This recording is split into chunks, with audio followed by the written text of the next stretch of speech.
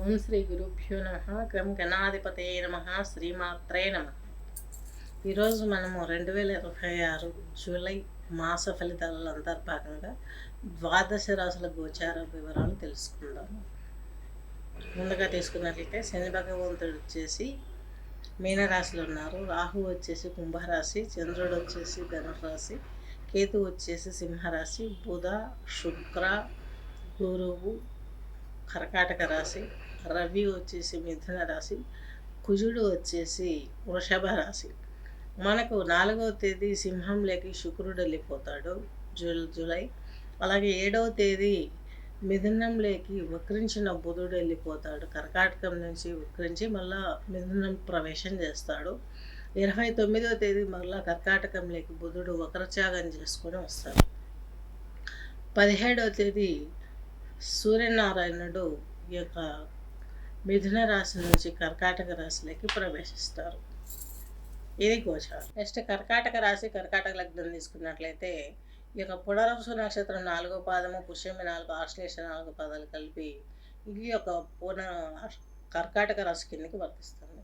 మీకు 6వ ఇంటి అధిపతి, 9వ ఇంటి అధిపతి అయినటువంటి బృహస్పతి మీ యొక్క లగ్నంలోకి రాశిలోకి రావడం మీకు కొంచెం ఇబ్బందికరంగా ఉంటుందేమో అని అనుకుంటారు. కానీ అదేమీ లేదండి. 6, 8, 12 అధిపతులు ఒకరి రాశిలో ఒకరు యోగిస్తారు. అలాగే 1, 2 రాశులలో కూడా వీళ్ళు యోగిస్తారు. కాబట్టి బృహస్పతి మీకు చాలా వరకు మంచి చేస్తాడు. శత్రు రుణ రోగ దారిద్రాన్ని అంతా పోగొట్టేస్తాడు. పుణ్యక్షేత్రాలు తిరుగుతారు. అలాగే విజిటింగ్ ప్లేసెస్కి వెళ్తారు. ఉద్యోగంలో ఉన్నత స్థితికి వెళ్తారు. వివాహాది కార్యక్రమాలు, సంబంధాలు వచ్చే అవకాశాలు కూడా లేకపోలేదు. గురుబలం బాగుంది కాబట్టి వివాహాలు జరిగే అవకాశం కూడా ఉంది. సంతోషంగా మంచి వరుడు వధువు దొరికి ఆనందమైనటువంటి జీవితాన్ని పొందే అవకాశం ఉంది.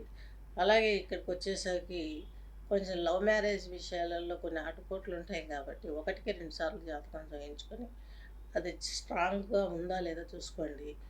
తొందరపడి వివాహాలు చేసుకున్నారంటే కొంత ఇబ్బంది పడతారు. ఈ మాట ఎందుకు వాడుతున్నానంటే కర్కాటక రాశి వారికి సింహంలో కేతు ఉన్నాడు 2వ ఇంట్లో, ఫ్యామిలీ ఫార్మింగ్.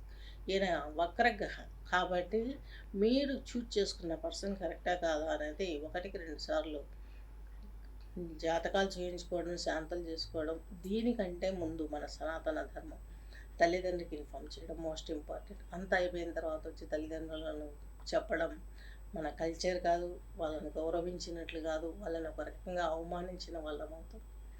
ప్రతి అడుగు మనల్ని ఒక అడుగు ముందుకేసి నడిపించినటువంటి వాళ్ళ త్యాగాలు, వాళ్ళు కన్నా ఆ యొక్క ప్రేమ, ఆ యొక్క ఇచ్చిన బెనిఫిట్స్, వాళ్ళు మనకు సమకూర్చిన సంపద, ఇవన్నీ కూడాను వాళ్ళ నుండి పొంది వాళ్ళని లాస్ట్లో పెట్టేసి అంతా అయిపోయిన తర్వాత వచ్చి ఆశీర్వదించడం అది పెద్ద సంస్కారం కాదు.